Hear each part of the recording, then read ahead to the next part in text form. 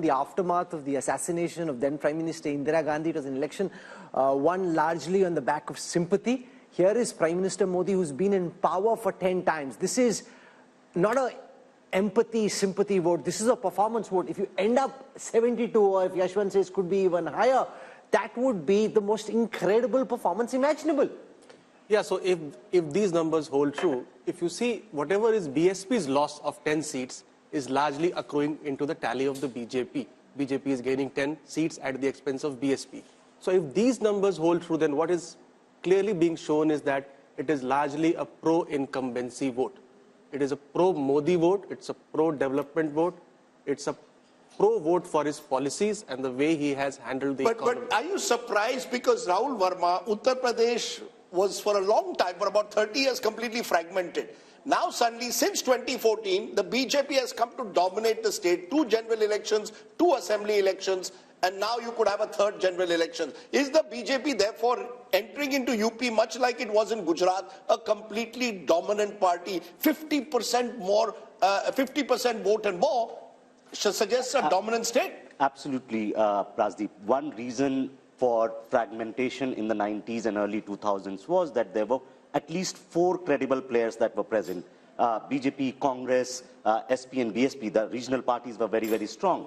Over a period of time, Congress declined and also BSP declined. So why Yashwant is saying that the numbers are conservative? Because this time BSP is moving out and they are still holding on to 10% or some vote share there, which means that actually the numbers could be much more than 75, even touching 70. No, but here's the thing. It reflects the continuing trend of elections becoming bipolar.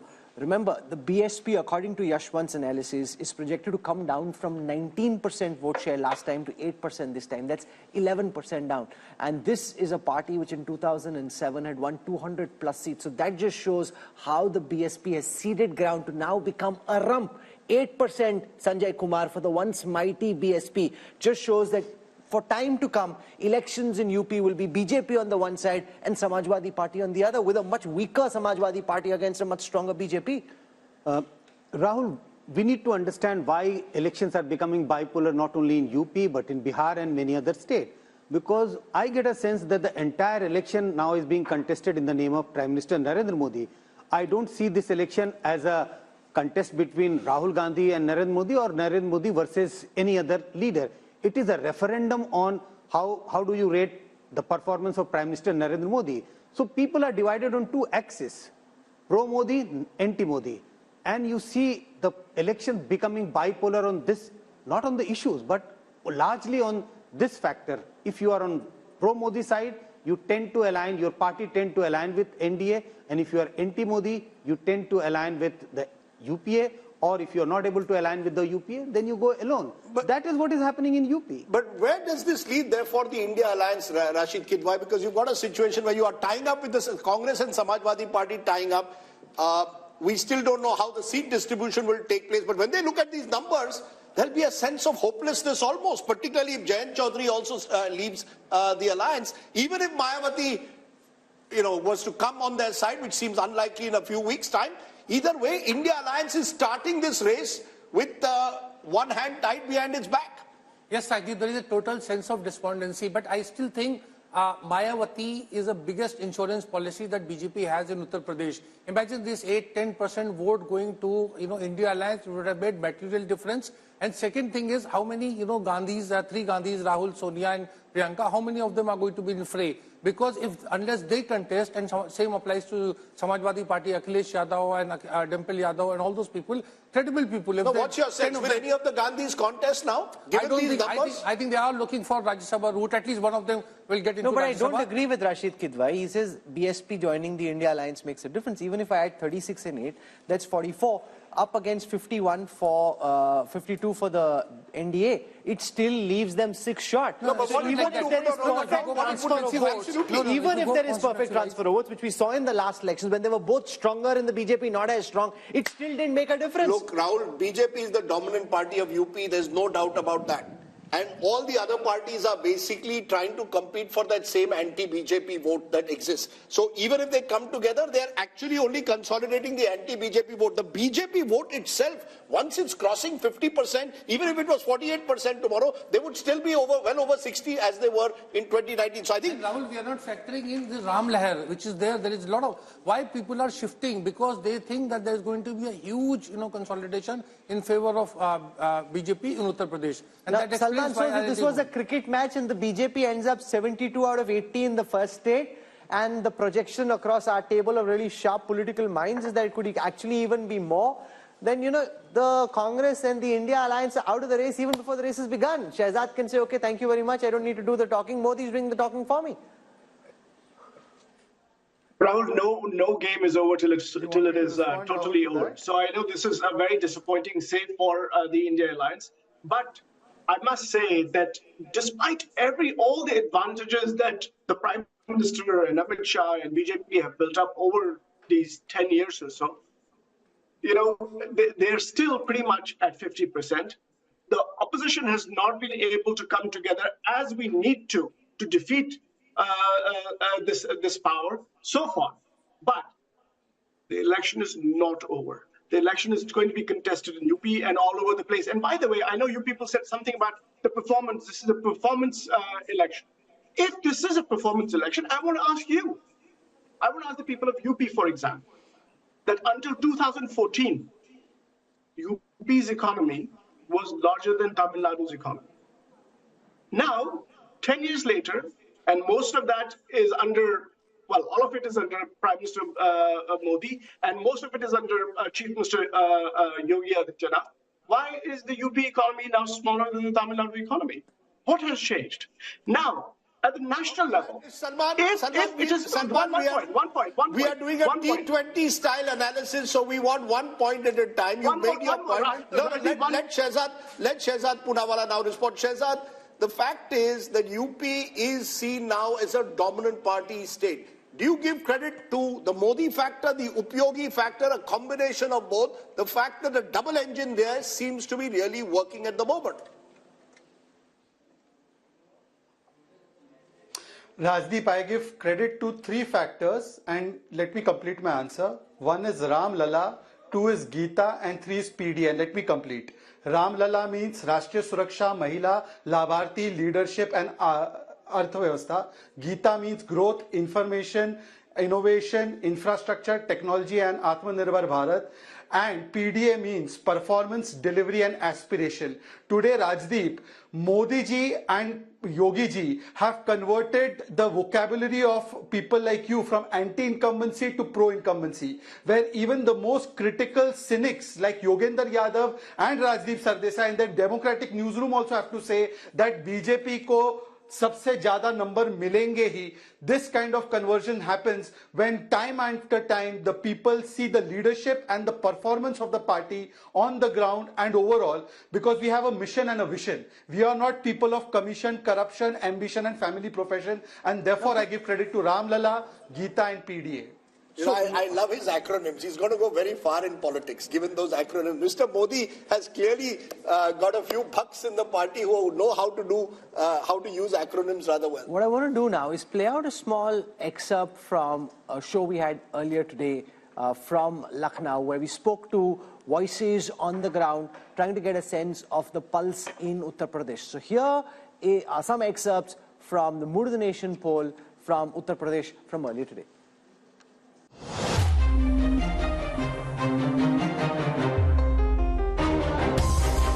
Joining you from the city of Lucknow, and once again, if political cliches could hold true, nothing.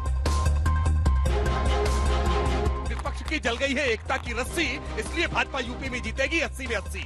मुझे लगता है यहाँ पर बैठ के लच्छेदार बातें करना और थोड़ी बहुत शेरो शायरी कर लेना एक चीज है। आप धरातल पर आके असलियत देख लीजिए। हम पूरे विश्वास के साथ कह रहे हैं कि कांग्रेस पार्टी का उत्तर प्रदेश में खाता नहीं खुलने देंगे। युवा चाहता है रोजगार, और रोजगार के नाम पर आप कहते हैं पकौड़े तल लो। केवल भारतीय जनता पार्टी है जो बढ़ती हुई दिखाई दे रही है, बाकी सारे राजनीतिक दल आपको गिरते हुए दिखाई दे रहे हैं।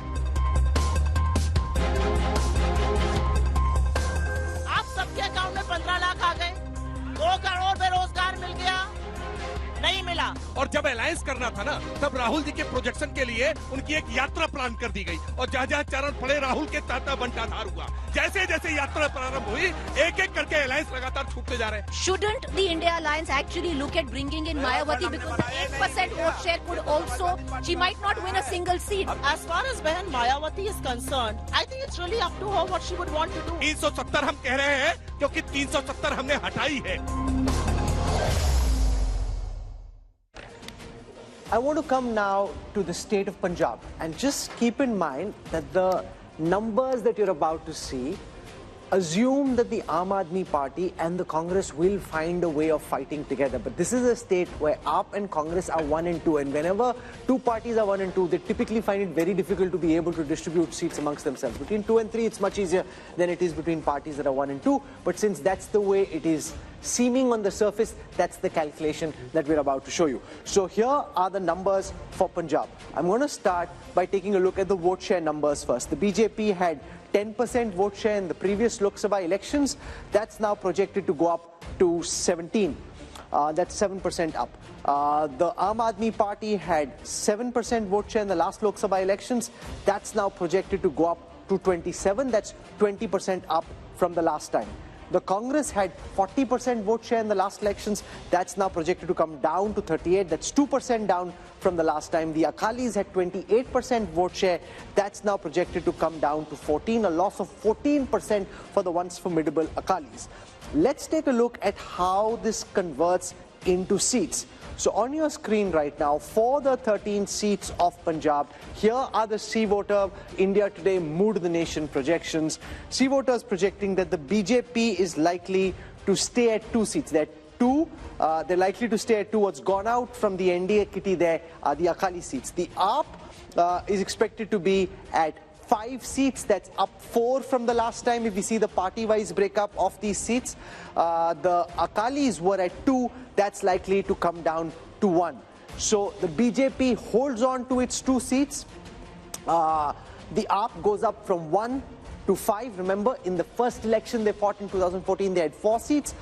So they go up to 5 this time. The Congress at 5. They were 8 last time, so they're down 3. And the Akalis are at 1, down 2. Now what could change potentially, Yashwant, is if at the last moment the Akalis and the BJP are able to tie, because behind the scenes is a lot happening. It's not firm, finalized, both sides haven't decided. The Akalis we know are keen, the BJP is 50-50, wishy-washy, but that can change anytime. And if that changes, how does that potentially change these numbers? Of course, I mean that would be having some impact for sure, because I guess that between the Akalis and the BJP, even though there has been quite a lot of bad blood in the recent years, as far as the core voting is concerned, they are pretty much supplementary in nature. The core has been anti-Congress vote at large, which the Akalis and the BJPs have been tending together. So this separation might have split it vertically because BJP ran away with the Hindu votes and Akalis were with their Panthik votes. But if they come together, definitely that will have an impact.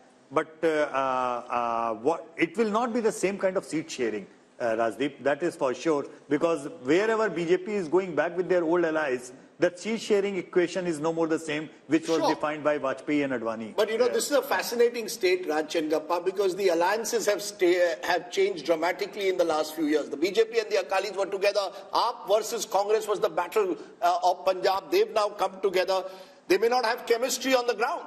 Do you really believe that this AAP-Congress alliance will work in the end and actually see the arithmetic benefits that this poll is suggesting? Or do you believe in the end it'll be very difficult for AAP and Congress to actually fight Punjab together, which may be another twist to these numbers? It's my favorite state since I was there as editor-in-chief of the Tribune. But I think here, let's take Sanjay's argument of brand Modi and a referendum of that. How much of that is going to play out in Punjab? It never happened when Rajiv Gandhi, it was a very troubled state, of course, at that particular time. So the Congress never benefited at that time because of the wave that happened.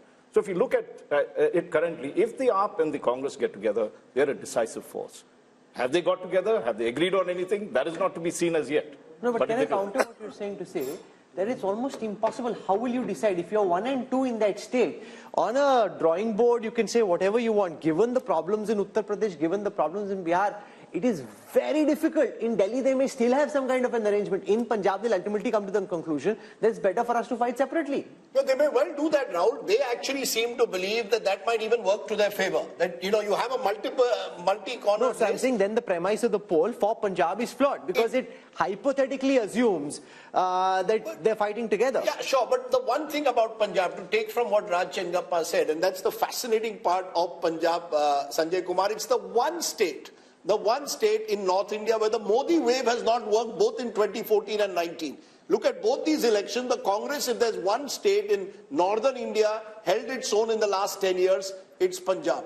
Is there, you think the politics of Punjab, therefore, is very distinct and different from the rest of the country in a way? Two factors. Even though the political clout of Shiromani Akali Dal has come down, but look at the states where regional parties are strong. BJP has not found it easy to make inroads. That's one case why in Punjab BJP has not been able to make inroads. Second, BJP has been contesting in Punjab in alliance with Akalis. So Akalis have been a dominant player. That was a difficulty in the Bihar also for the first couple of decades. Also, look at the social composition of Punjab. In Punjab, we have a very large majority of Sikh voters. So if you look at BJP's popularity, Narendra Modi's popularity, there is some difference if you look at among the Hindus and people belonging to different other religions. That is another factor why BJP has not been able to penetrate in Punjab the way they have been able to expand in other parts of India. No, but the calculation in the BJP and Shehzad can build on this. I'll also show you the projection for Chandigarh, which is expected to go to the BJP. It's an urban pocket, and we saw the mess in the mayoral elections recently, but the poll is predicting that Chandigarh goes to the BJP. The problem is both the Home Minister and the Prime Minister have often say that they're very emotionally invested in the Punjab story. And yet on the ground we see, especially amongst the Sikhs, this pushback. So how does this square? The fact that the Prime Minister himself feels so emotionally close to the Punjabi community, to the Sikh religion, and yet there is a lot of antipathy and a very strong pushback. Rahul, look, what Sanjay ji was saying just now, that since we were the younger brother in the alliance, and that alliance was not purely for political reasons, it was also for ensuring the message of Sabka Saath and Samajik Sohar between the Hindu-Sikh community. And therefore, we sacrificed a lot of our space and a lot of the other things also while we were in that alliance. For the first time now, we are finding our feet in Punjab, not just in urban areas, but also in the rural pockets. And therefore, this vote is a vote of expansion. It is a vote of credibility that will keep increasing over the few period of years.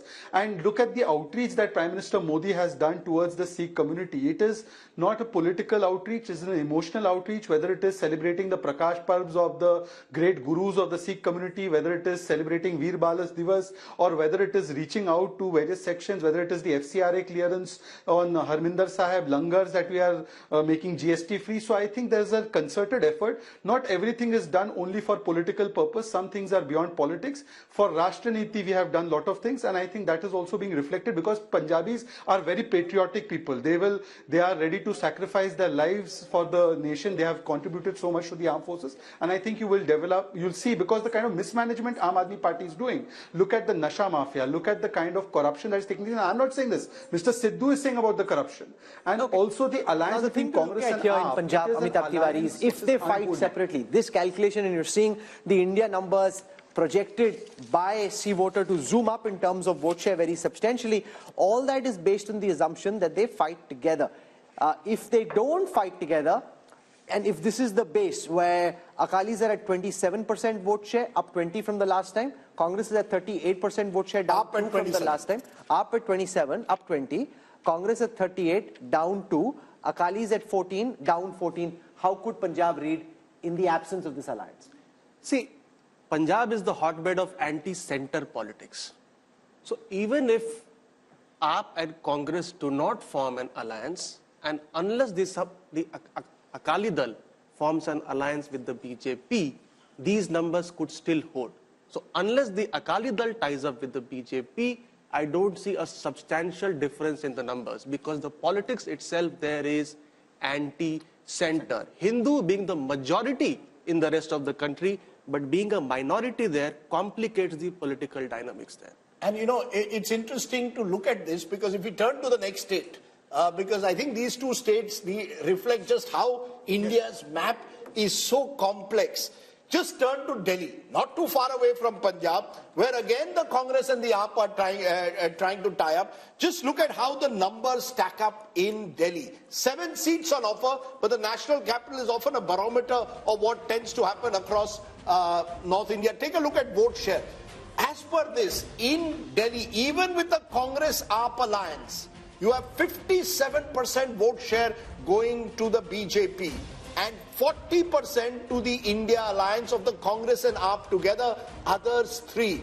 How does this then translate into seats? 7 seats in Punjab, in Delhi, all 7 went last time, remember, to the BJP. All 7 will go back to the BJP as per this poll. So that takes off from what Amitabh Tiwari just said. Punjab is almost sui generis, Rahul Verma. There, if the Congress and AAP tie up, they do very well. They tie up in Delhi, where the AAP is in power again, and yet it's a clean sweep for the BJP. Does this reflect urban mindsets and Delhi mindsets versus the anti-center mindset, as Amitabh put it about Punjab? Yes, a little bit, Rajdeep.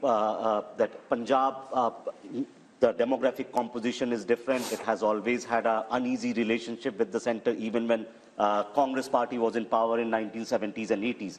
But you have to also understand that this alliance in both Delhi and Punjab is not easy. Because in Punjab, Aam Aadmi Party feels that they can gain these seats even without the Congress. So you've seen Chief Minister of Punjab making statements that we don't need to have an alliance. And in Delhi, even if they come together, they will not be able to make any dent. No, but why not? Why, the reason is that Congress explain why the Aam Aadmi Party in 2 consecutive elections has swept Delhi, but the BJP has swept Delhi in Lok Sabha. So BJP continues to hold 40% vote share in Delhi, no matter which election is happening.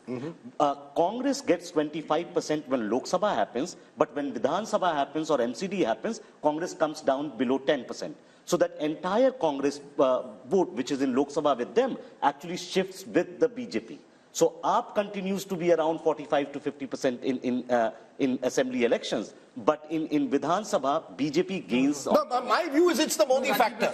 You know, what seems to be is that the Lok Sabha elections, you look at Narendra Modi. When you're fighting a state election, you look at Arvind Kejriwal. That's happened 2 elections in a row. And it seems, as per your numbers, it's going to happen again. It's a split vote, Rajdeep, and it's happening across India, across all the states, honestly speaking. Each and every state, if you look into the vote share of the last assembly and the last Lok Sabha in together, you will see somewhere between 10 to 25% of jump in favor of the BJP whenever the Lok Sabha elections are there. However, in case of Punjab, I must mention this because it's an important and critical point to add.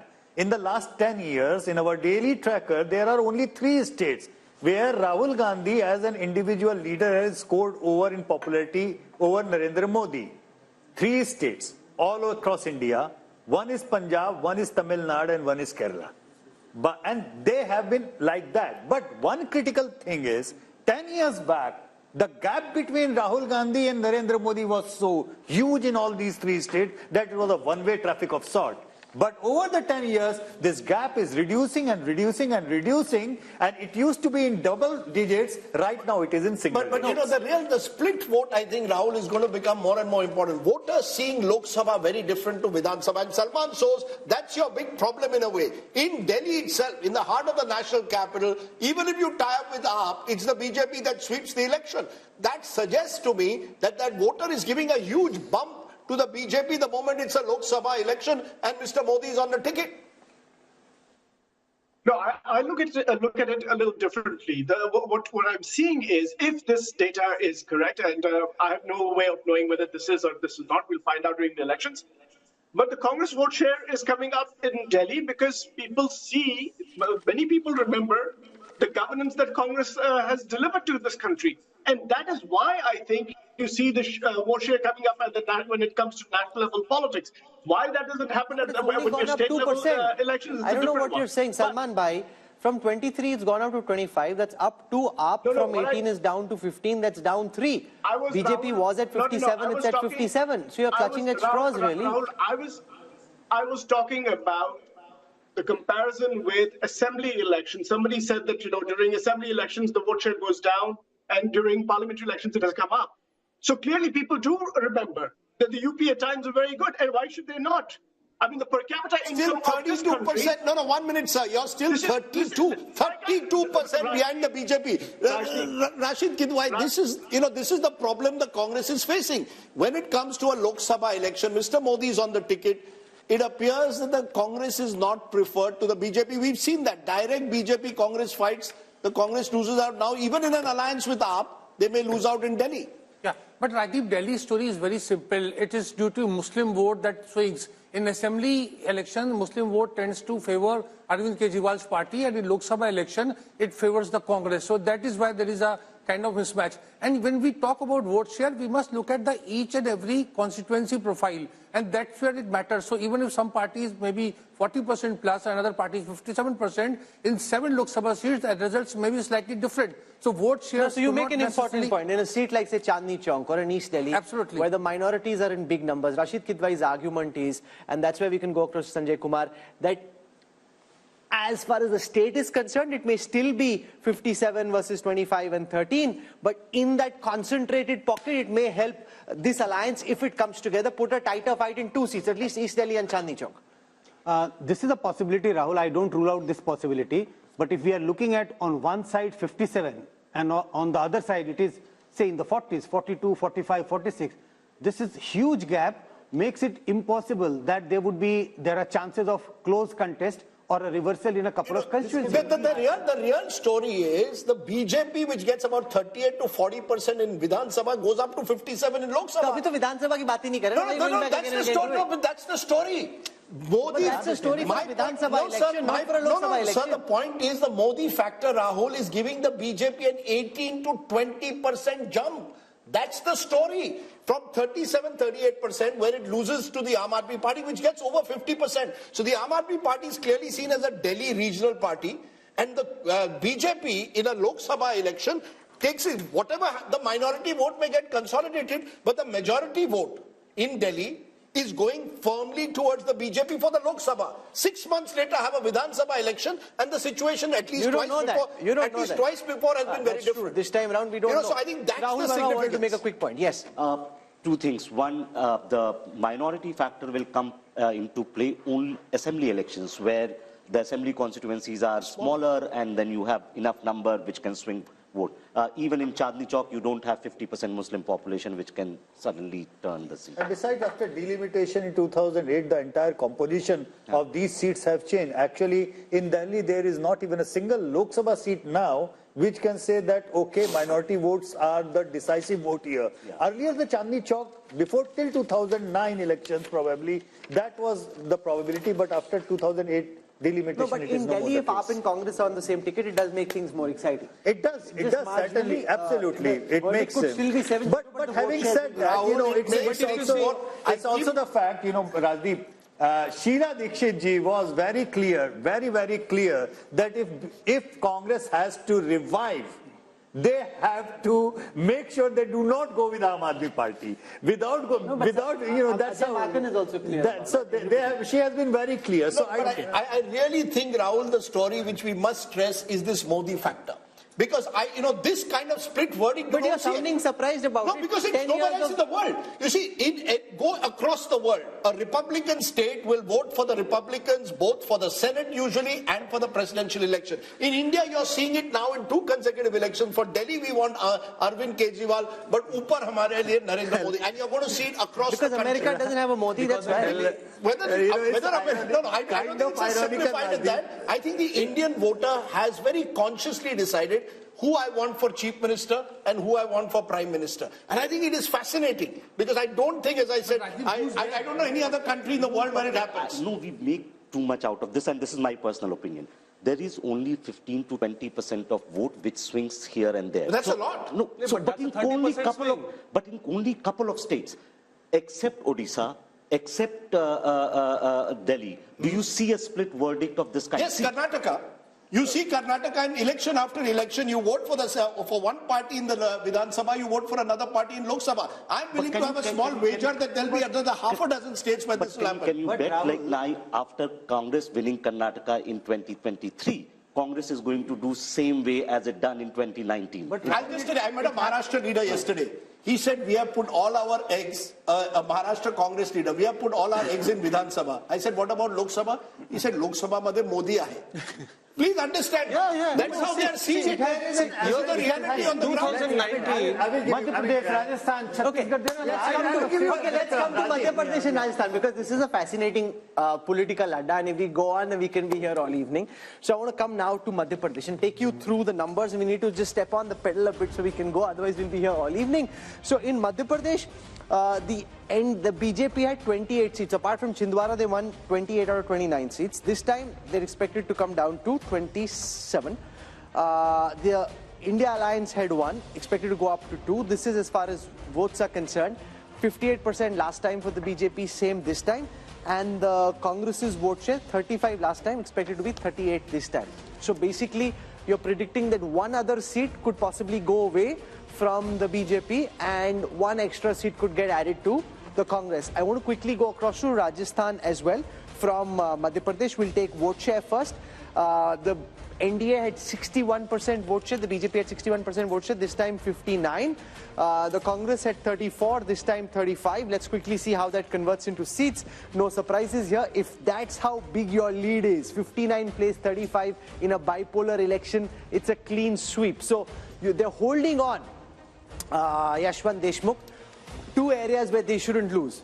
You know, all these complicated, really detailed, finesse, nuance graphics that we have on the election intelligence dashboard, they're not going to be of any use. If this is how one-way the traffic is, then what's the point of all the finessing? Well, you know, I was just trying to give what Rajdeep was saying. I will just give a term to it. I call it Modi dividend. There is a clear cut, on an average, 15 points Modi dividend as far as the Lok Sabha election is concerned. And the split vote, ironically, you know, I coined that term in 2004 while explaining why Vajpayee's popularity did not translate into votes for the NDA in 2004, because there was a lack of a split vote. And since then, we have seen slowly and steady, the number has been increasing. While Rahul is correct that, you know, in many of the states, it is not very clear cut in that way, because in many states where BJP has been absent, their split vote also to take them across a threshold of 30% wouldn't come. Like, say, for example, Kerala. Kerala Vidhan Sabha election, BJP goes into single digits. In Lok Sabha election, they almost touch 20%. But can I just make a point, and Raj, I want you to come in on this. When BJP swept states like Rajasthan and Madhya Pradesh in 2019, we called it the Balakot bump. That post-Balakot, Mr. Modi had taken over the entire space. Now, even without Balakot, the fact is in both these states, the BJP is holding its own, sweeping Rajasthan as per this poll. 27 out of 29 in Madhya Pradesh. In Rajasthan, there was a close contest just a month ago. And yet now, Lok Sabha, it appears it's the BJP all the way. What explains it? So we can even throw Balakot probably out of the equation. Just say there is the Moditwa factor. You know, if you look at it, and if you ask somebody, even in Delhi or in Madhya Pradesh, who would you really want in the center? I mean, that's the question. And that answer is a very logical answer that voters would give. I would gather in Madhya Pradesh as well, who is the Congress projecting for them to vote for? Even as Prime Minister? As Prime Minister. Whereas you have Modi, and he has performed well. The state has rewarded him well. And I think here, if you look at it, just to make a larger point, there has to be a saffron wash, what I call a saffron wash, in about 6-7 states for the BJP to get to its 303 or 370. Madhya Pradesh is one of those states. It lost 1 seat last time. And there's a whole cluster of states where their vote percentage is 50% or more. I think, let's take the seats, 223 seats or so, where their margin is so big, over 5 lakhs or something, that they will win. Madhya Pradesh is one of those states that's there. So there are 2 points I'd like to make. One is what you were saying earlier, that the Modi factor will work very, very strongly to dispel any state kind of resistance that is building or any Congress support that could move towards Rahul or anything that's there. And 2, these are the kind of states where when we have 50%, the opposition has no chance. Sure, but you know, Amitabh Tiwari, this comes back to the point which many people have been making, that the real battle for the opposition was to try and take on the BJP, where there's a direct BJP-Congress fight. 186 seats last time where there was a fight, the Congress won just 12. If these numbers are to be replicated, it once again shows where the Congress is the main opposition.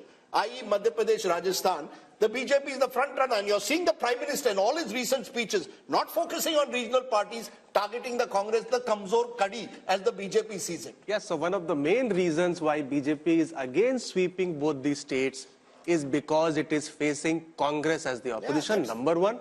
Number two, the India alliance partners do not have a single vote in these two states. So there is no advantage to Congress of any India bloc formation because it does not get the reciprocity. And number three is that, as you said, the Modi factor, let's say. So 33% people, or around 37% people, voted on the name of the PM face. So if you don't have a PM face, you are excluding 37% of the voters from the target When will segment. these numbers leave the Congress party? They've lost Madhya Pradesh, they've lost Rajasthan Assembly election, they've lost Chhattisgarh. Now you've got a possible sweep as per this Mood of the Nation poll. Will it only further demoralize the Congress in the heartland? Rajdeep, actually that's the real trouble with the Congress party, because Congress is strategist, and that includes Mr. Yogendra Yadav, a new addition in team Rahul Gandhi. And I heard, once he told you also in an interview, he seems to think that the, Congress will get 7, 8, 9 seats in Rajasthan, 5, 6 seats in Madhya Pradesh and in Chhattisgarh. So there is, he's converting that vote percentage, that 40% plus vote percentage of the Vidhan Sabha into Lok Sabha. And that is where I think there is a tactical error, but Rahul Gandhi is buying that. And India Alliance is buying that. You so know, Salman shows this is the real problem in a way for the Congress party to revive itself.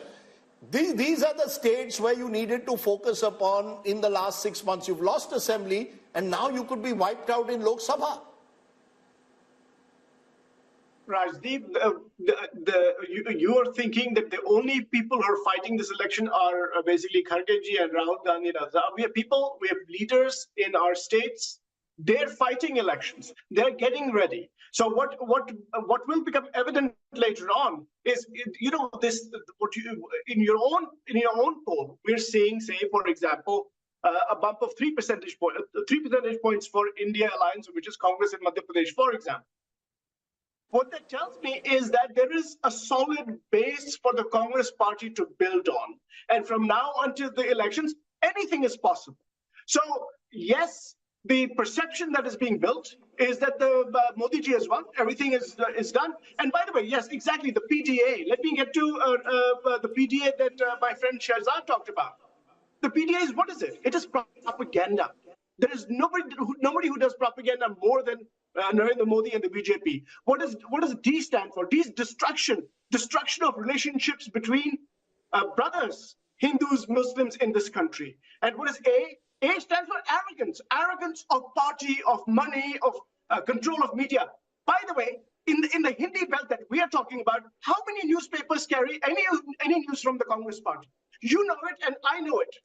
Hindi newspapers do not carry news of the Congress party. Meanwhile, not just regular news of the Prime Minister. Anytime the Prime Minister says something, he's plastered on television all the time. No wonder people think there is nobody but Narendra Modi, because that is what the media has been projecting.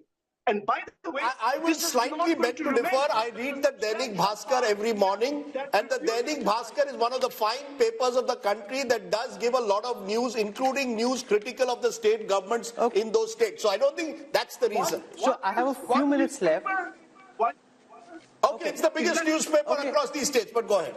We have a few minutes left, and I want to finish with the other states in North India. So I want to come to Jammu and Kashmir. In Jammu and Kashmir, the NDA is projected to have about 49% of the vote share. That's up 3 from the last time. Remember that a lot of this vote share for the BJP actually comes from the Jammu region, right? The India Alliance, which is Congress plus NC plus potentially PDP as well, at 36. That's down 3 from the last time. Others at 15. Converted into seats, Yashwant and his team are projecting that the NDA will be at 2, which is where they were last time. The India Alliance, which is all these 3 parties together, will be at 3. So basically the Valley seats going to the India Alliance, the Jammu seats, regardless of what happens in the Jammu region, going to the BJP. From there, let's come to Ladakh, where we saw a big protest recently, but despite that, Yashwant and his team are projecting that Ladakh will be with the NDA. From there, let's now come to Haryana. 10 seats in Haryana. The India alliance, the NDA, which is BJP and JJP in Haryana, now expected to come down from 10 to 8, a loss of 2.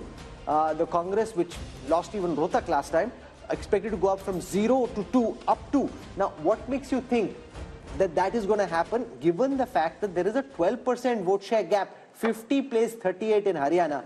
Haryana don't count the vote share gaps as such, because you remember that Haryana assembly election, out of the fact that BJP was having almost 10% gap lead over the BJP, I kind of predicted that BJP will sweep, but it became a hung. Where on earth did you find that a party with a lead of 10% votes and still ended up in a hung assembly in Haryana? So there are two different kinds of Haryanas. Let's be very upfront about it. There are two different Haryanas. And it's not regional. It's about the demographics of different seats. And the seats where it would be a Jat-dominated seats, they will be problematic for the BJP. The non-Jat seats would be easier for the BJP to win. Let's come to Himachal. Himachal is the one state we haven't dealt with in the north yet. Himachal, 69% vote share for the BJP last time. This time expected to be 60%, down 9. The Congress at 27, expected to go up to 29. Remember, in Himachal, of the 4 seats, they are predicting that the BJP will pick all 4, the India Alliance none. The government in Himachal Pradesh at this time is the Congress government of Sukhwinder Singh Sukhru. Despite that, the Congress makes no gains in the Lok Sabha election in Haryana. Then the last state is Uttarakhand, where they're predicting just a small dip in the NDA's fortunes when it comes to vote share, from 61 to 59, down 2. India Alliance at 32, up 1. But when it comes to seats, all 5 seats predicted to go to the BJP. Therefore, when you look at the big picture, from the first region that we've looked at, and this is, if you're a T20 match and it's power play and you've just finished 6 overs of the 20, think of North India like this. The projected seat share across North India. First, the vote share across North India. NDA 52%, India Alliance 38%, others 10%. That's a 14% double-digit gap, and that includes, remember, Punjab, where the BJP is relatively smaller in terms of its vote share. How does this translate into seats, Rahul? And I think this is the story, and this has been the story not just now, but also 2014 and 2019. 154 of the 180 seats, as per the mood of the nation, done by C-Voter, go to the NDA, 25 to India Alliance. And remember, of these 25, majority again coming in from Punjab. Effectively, Rahul, that means it's almost game, set, if not match, just when you look at the North Indian numbers. I mean, it is almost impossible then for any side to match up when you lose so big in such a large part of the country. And it's been the northwest monsoon that has really won the BJP 2014 and 19. We haven't come to the west yet. You've seen the northern torrential downpour in favor of the BJP. We'll show you what's happening in the east and what's cooking around the Bay of Bengal in the east, and what's happening in the west along the Arabian Sea. So all that coming up in the second hour of programming. We've dealt with the north, where if this was, Rajdeep said, a T20 match, this is just one-way traffic in this T20 match. You got one team which is blazing away. 6 overs, 100 runs. 6 overs, 100 runs. 14 runs and over, or 15 runs and over. Which, really makes it almost impossible to come back. And the thought that's coming to my mind, there you see my election intelligence dashboard working. So many great ideas, so many different data sets which we are cutting and dissecting and diving. I'm wondering what's the point. If it's all pointing in the same direction, then there's going to be a lot of effort which won't really yield too much results. But anyway, unlike the opposition, we need to fight on. We need to bring all those data sets together for you.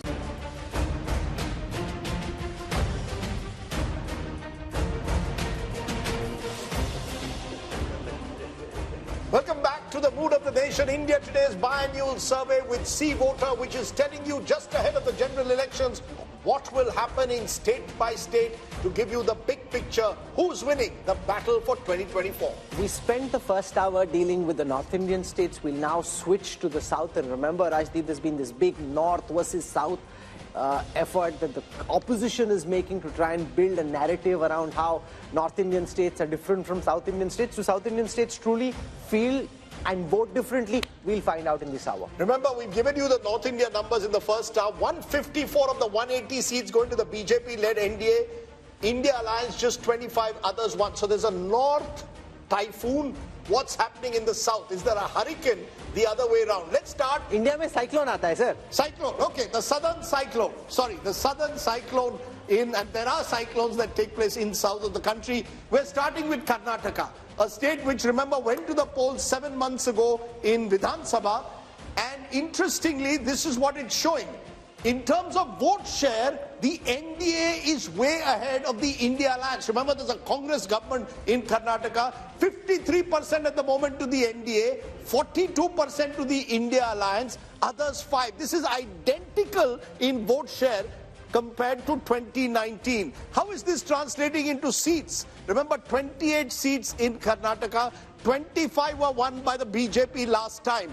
And we are saying the BJP is down just 24 from, remember, 27 now includes the JDS, which has joined hands with the BJP there. So the BJP, JDS 24, that's down 3, but they're still holding its own. India Alliance just 4 in a state where the Congress is in power, and India Alliance means effectively Congress here, others 0. So you've got the first southern state giving bad news to the Congress party. And Raj Chengappa, it's your home state, so why don't you kick off? It suggests very different verdict to what we saw 7 months ago when the Congress won pretty decisively. But let's say, Rajdeep, it's not surprising in Karnataka. It's if history. You recall it started from Karnataka when Rajiv Gandhi swept Karnataka, winning about 26 or 28 seats in 1984. Within 3 months, Ramakrishna Hegde was elected as chief minister.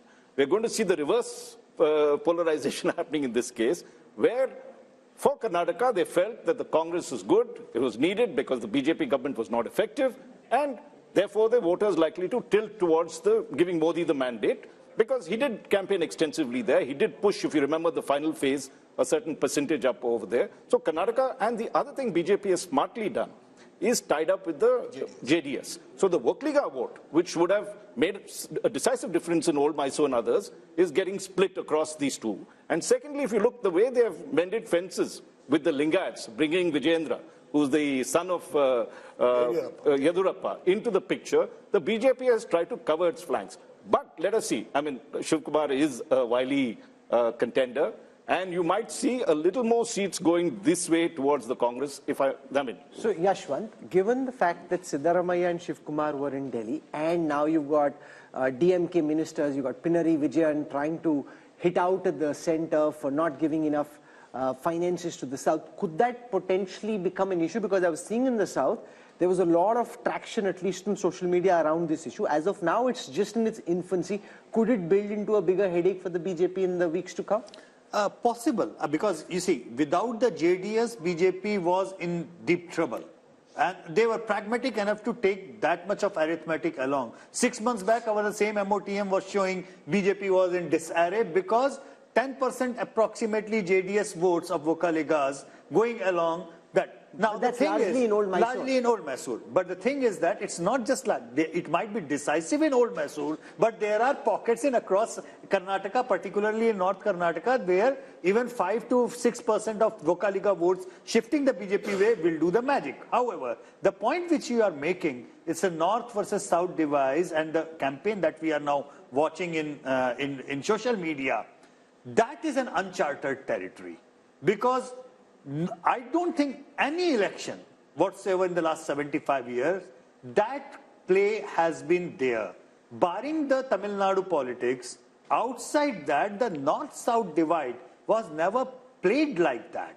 So that's important. It's very important. And this issue is still just about germinating. It's just germinating. Amitabh Tiwari, is there seamless transfer of votes from the Janata Dal secular to the BJP, or do you think it might seem like that, but on the ground, it's not so easy to transfer? See, JDS vote is largely anti-Congress vote. See, the regional parties have been born out of anti-Congressism. And if you see the gap between India bloc and the NDA bloc, it's 11%, and out of which 9% is largely JDS.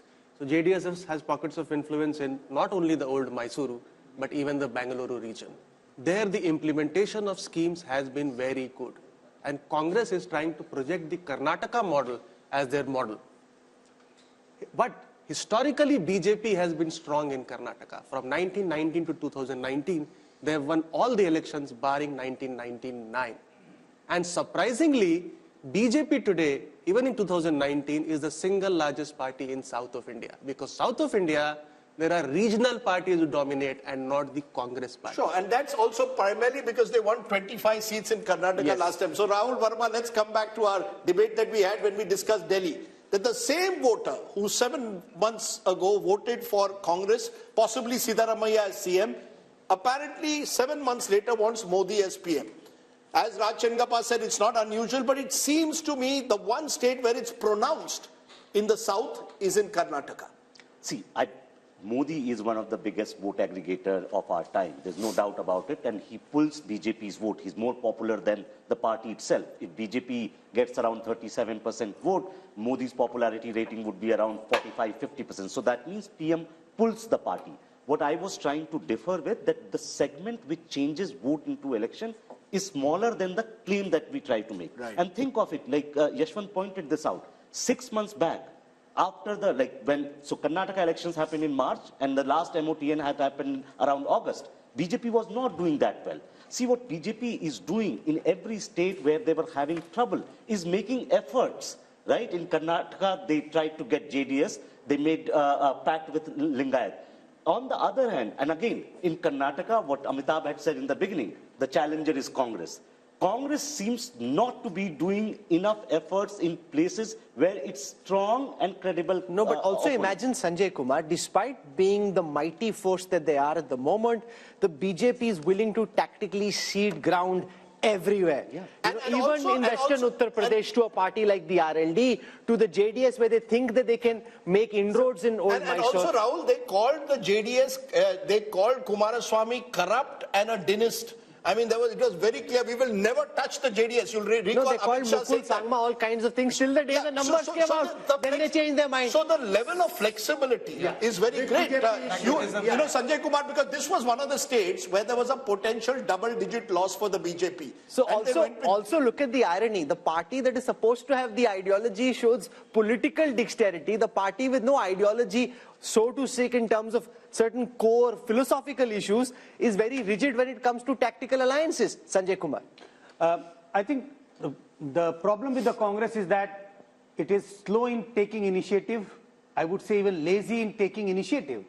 And if you look at the BJP on the other hand, even if they realize that they are going very strong in 2024, but they don't want to leave any chance. And my own sense is that if you talk to any BJP leader, they are pretty sure that they are winning 2024. But why they are entering into all these alliances despite ideological differences, despite having, given strong statement against the leader of those parties, is that they want to big win. They don't only want to big 2024. Let's take that just a minute. I'll come to you, Rashid, a moment. Mohan Kumaramangalam, national spokesperson of the Congress, Ajay Alok of the BJP. To both of you, first to you, Mohan Kumaramangalam. There's so much of talk of the Karnataka model, that the Congress is saying the guarantees that we have given will win us an election. The numbers at the moment are showing, at least in a Lok Sabha, that's not working. I spoke to Mr. Siddaramaiah only yesterday. He seemed very confident. He also is playing this sort of discrimination against Karnataka card. But at the end of the day, our numbers are showing the BJP virtually repeating its performance of 2019, which would be hugely significant. If your numbers do bear out, Rajdeep, it would be hugely significant, no doubt. But I think your survey was conducted between December, May to January end, if I'm not wrong, which is at the height of the Ram Mandir propaganda craze that happened. And everything online, everything on TV, everything you turned on any channel was about the Ram Mandir. So I think definitely that sort of hysteria would have been captured somewhere in your survey. I don't think that they would find it easy to maintain that kind of momentum going forward. The other thing is the arithmetic of JDS plus BJP might look right, but I don't think the chemistry works at all. Just for example, Kumaraswamy was in a rally with the BJP and was wearing a saffron shawl, I think, and the senior patriarch Devagowda came out and said that it would have been better had he been wearing JDS colors. So even something as small as that could be a flashpoint for misunderstanding between the two. The third thing is, you have this national narrative of the BJP that is against nepotism, dynastic rule, etc. So I'm wondering how they're going to reconcile that with pushing Vijayendra to the front as sort of the face of their party in Karnataka. You just can't reconcile the two in a national election. And like I said, alliances, whether that be with the JDS or with someone else, they don't really, vote transference is going to be one of the major issues to watch out for in there. Ajay Alok, on Karnataka, the transferability of votes from the Janata Dal secular to the BJP and vice versa, the Congress would hope that that might not be easy. We saw in the last elections, but also the JDS's vote is typically an anti-Congress vote. It didn't happen when the Congress and the JDS were together. That's the concern. Will there be transferability of votes, or do you think, especially in Old Mysore, the BJP is now seeping the idea that it's okay to vote for the Kamal, and that helps the BJP in a 15-20 year horizon as well, build in the one region where they are weak in Karnataka?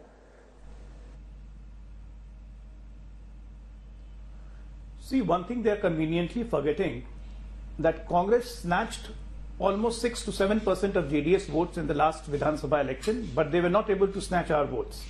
Our votes percentage was quite the same, 36.2, what we got and what we got in the last assembly election.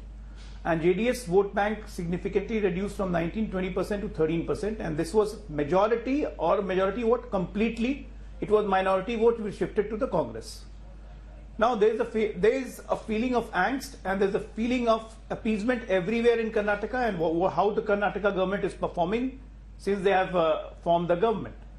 So there is a natural chemistry and a bonhomie between JDS and the BJP, and BJP and JDS combined together, we are crossing 50% mark very easily. Sir, with due regard, and with the dynamism and with the momentum of the election going on. Sir, with due regard, when you say natural chemistry, 7 months ago you were name calling each other. I mean, you were calling him a dynast, you were saying their family is corrupt, the Gowda family is corrupt. This was, all your top leaders were going to Karnataka and saying this. So, is it that you've decided, chunav ke liye kuch bhi, forget the past, we have to win 2024? See, chunav ke liye kuch bhi nahi. We are a political party and we have to look at the situation at the ground. And of course, when we are not with JDS, why we shouldn't highlight their problem and what their corruption issue was. The Congress will also do the same. Now since they are with us, we have to look at the ground reality of what kind of appeasement politics is being followed in Karnataka. And that are they now not corrupt? My direct question to you is, JDS not corrupt now? Is JDS now no longer dynastical?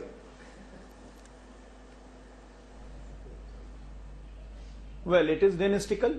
As far as corruption the matter goes, it's all in the court. If they are convicted, they are corrupt.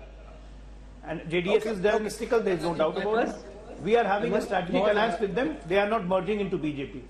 Yes, Rashid Kidwai, you wanted to make a point. I think, Rajdeep, if Yashwant Deshmukh's figure come true in Karnataka, this would really reflect mood of the nation. Here is a government which is a proven track record, performing well. The Congress party is there on the ground. It's not a lazy party, at least in Karnataka. And in spite of that, if they lose badly, that will tell you a mood of the nation, a pro-Modi wave. Second thing is, it will also create a huge political upheaval.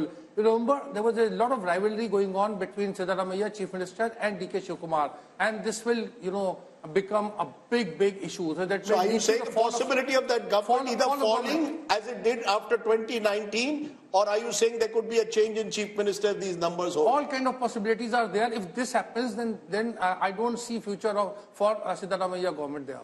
Okay. From Karnataka, let's come to Telangana. I'm just trying to keep it moving so we're able to give enough time, because otherwise we have very irate viewers in a particular state that this is how important our state is and you didn't give us enough time. So let's just try and keep it moving.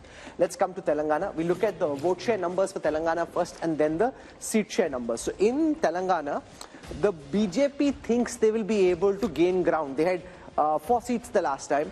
So when we look at the seat share for the BJP in Telangana, our poll is predicting 21%, just marginally up, 1% up from the last time. The big jump here is for the Congress, which was at 30% last time, this time at 41%. Whereas the BRS and the other parties, which includes OVC, coming down to 38 from 50% the last time. So the big change really is the bump in the fortunes of the Congress and the decline in the fortunes of the BRS. How does this translate into seats? The only sliver of hope that we're seeing of all the numbers that we've put out so far in the Mood of the Nation opinion poll are actually coming from the 17 seats of Telangana, where the Congress's tally is expected to go up from 3 potentially to 10. That's up 7 from the last time. The BJP was at 4, could come down to 3. That's down 1. The BRS was at 9, could come down to 3. That's down 6. The AIMM stays where it was the last time. So Owaisi wins his seat. 3 to 10. Now, from what I know, Amit Shah and the BJP big guns will be figuring out some way कि इनको ये 10 नहीं देनी है, इनको कुछ नहीं देना है भाई. You know, Rahul, the fact is honeymoons do exist. You know, I know that we are in a world where even live-in relationships are now looked at with a question mark, but a honeymoon is still fine. In the poll, the honeymoon is on. Whether it will be on in May or not, we don't know. This is the one state where at the moment, Yashwant's poll seems to suggest that the honeymoon is on. They just won an election, 2 months ago? And therefore, there isn't even enough time for any anti-incumbency as of now to build. That's the sense I get, Yashwant. Am I right? Because in the contrast with Karnataka here seems clear, where the Congress is still very much the new party that has just toppled a 10-year-old government. I think Congress is reaping benefit of the popularity of Revanth Reddy. I think what is happening here is that in absence of any national leadership popularity or popular national leadership, Congress has to now look around for the popularity of their local leaders, and this is one state where definitely the popularity of Revanth Reddy is. So why is it working in Telangana but not Karnataka? It's not working simply because we have got 2 popular contenders, and Rashid Bhai might be able to tell this, but I am dead sure that the Deputy Chief Minister of Karnataka would not like Congress to win in Karnataka in Lok Sabha election, because if Congress loses Karnataka in Lok Sabha election, that paves the way for him to become the Chief Minister. I think this is a bit unfair, because Mr. D.K. Shivkumar, and Rajdeep would correct me if I am wrong, played a very big role even in Telangana, the amount of efforts he made there. So so far he's a disciplined soldier of the Congress. But let's be very clear. It appears one regional party is the one completely getting squeezed out here. Chandrasekhar Rao has virtually gone dormant since that defeat. That vote, the Congress seems to have captured to a large extent if these numbers hold. And the BJP has its pockets in Telangana, but has not been able to truly spread across the state. Would that be a fair understanding, Amitabh, of these numbers? Yeah, I see. In a largely bipolar national election, the regional parties tend to get squeezed out, and Telangana is one of the states. But it reveals a very fascinating insight: is that Congress, wherever is it gaining, it is gaining at the expense of regional parties, and that is the basic problem in that India alliance. It is gaining at the expense of BRS and not BJP.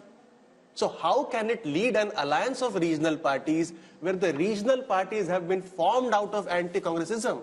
TMC has come out of Congress. YSRCP has come out of Congress. SP has largely done anti-Congress politics. But it also shows there is no substitute for hard work on the ground, Rahul Verma. The fact is the Congress in Telangana genuinely made an effort in the last 1 year or 18 months. 6 months. Yeah, I mean 6 months. After the Karnataka but to election. be fair, after Karnataka they got momentum, Rahul. But there was a sense that the Congress in Telangana was slowly, at least, they were there on the ground. They were more visible after Karnataka, no doubt about that, Rahul. But I think, would it be right to say that there is a lesson there? You work hard on the ground, you throw up a leader like Revanth Reddy who's able to connect, and maybe, just maybe, who knows where the future is? Telangana has been a Congress state. Indira Gandhi contested from Medak all those years ago.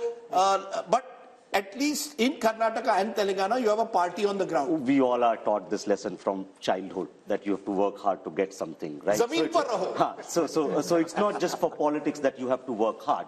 Sometimes, see, Congress also, not just because of the hard work in Telangana, but also some of the mistakes that BJP as well as BRS made in Telangana, which gave that kind of edge to Congress in Telangana. And of course, Revanta is now very, very popular. BRS is not picking up from the defeat it faced last time, and that's the advantage they are getting. And BJP has still not been able to figure out what its Telangana strategy is going to be, unlike in other states. So are they going to make efforts as they did in Karnataka or Maharashtra or Bihar in Telangana or not? So that still remains to be seen. That's interesting, Raj Chenkappa, because, you know, the BJP has also been caught in Telangana between do we play OBC politics, do we project an OBC leader, what, you know, do we take strident anti-Muslim politics, will that take us forward?